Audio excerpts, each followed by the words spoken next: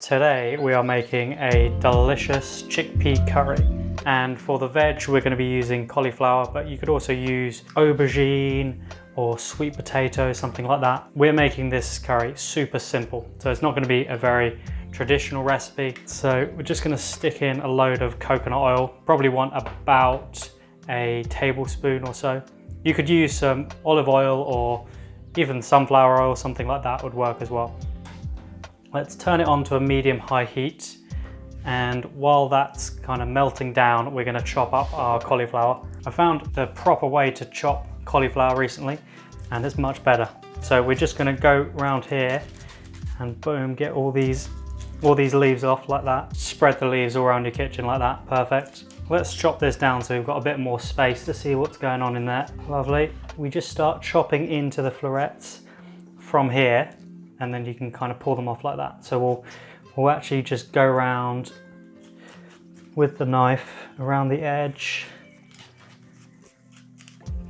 And you see, look, they're just gonna start to come off. You can pull them off super easily with your hands. Continue with that technique around the edge. For this, we want kind of bite-sized chunks. So we'll just do this, go into them and chop them up like this until we're all done. Now the cauliflower is all nicely chopped up into neat little florets. All the coconut oil has melted, so we're going to stick the cauliflower straight into here. Well, this one is so tricky not to throw cauliflower all over the house when I'm doing this. So we're going to stir fry these 3 or 4 minutes, maybe 5 minutes, just until it starts to soften up. We can have a quick break though to put on our water. So stick a load in here for our rice. We're going to add in a bit of salt as well. So what the salt does is it internally seasons the rice, and that means that there's kind of a saltiness throughout the rice rather than just on the curry and outside. It will all start to dissolve once the water heats up. And we're going to stick the water on 6 so it starts to boil nice and quickly. You see how it's starting to brown up like that? That's just what we need. Let's have a little taste test.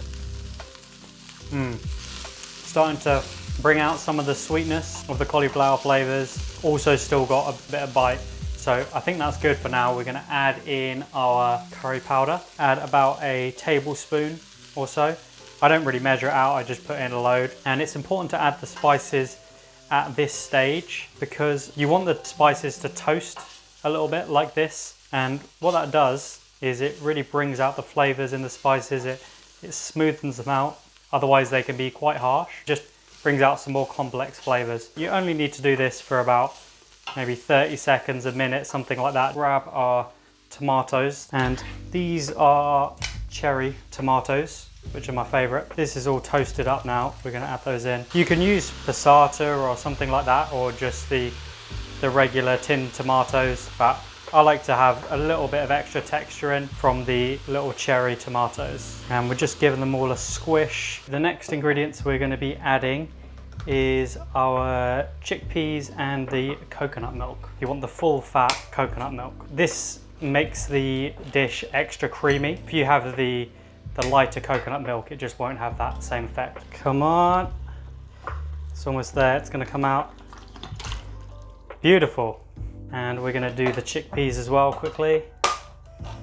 And with the chickpea water, we're going to save it actually. It can be used as an egg replacement. I've used it before actually to make vegan mayonnaise, and I've also used it for pancakes. And you can make meringues out of it as well, which just seems so bizarre.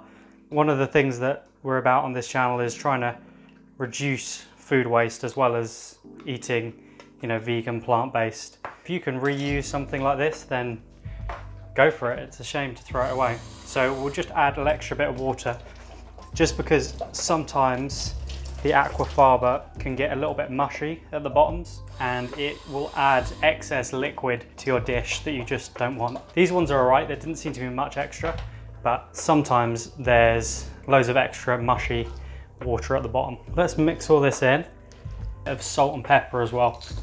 This obviously is something that you add to taste. So I'll show you how much I'm putting in. I'm going to go with about that much for now. and we want to get some salt in there as well.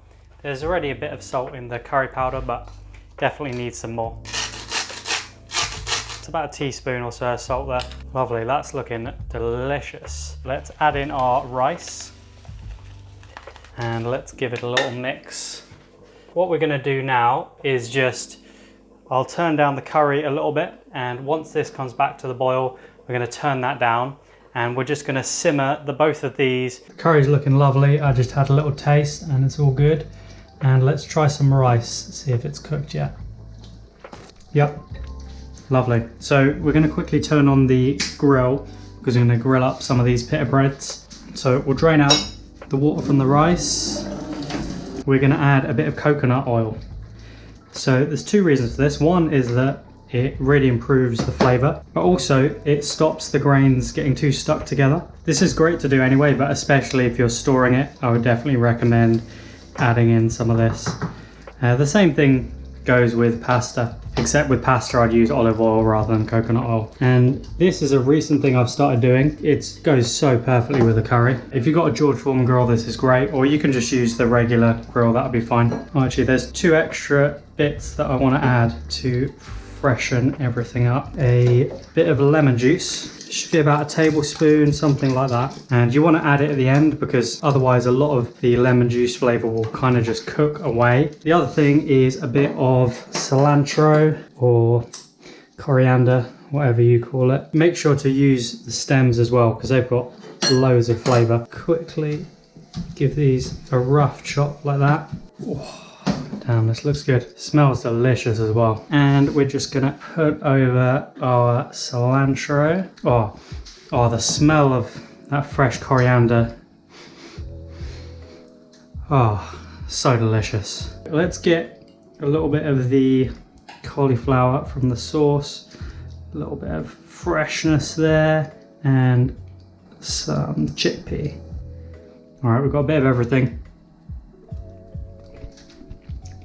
I can taste the bit of pepper, the spiciness from the curry powder. The rice is perfect, just still got a bit of bite to it. I can faintly taste the coconut oil on it. Love having the cilantro, coriander in there just to freshen up the mouthful, and the lemon juice is perfect in it.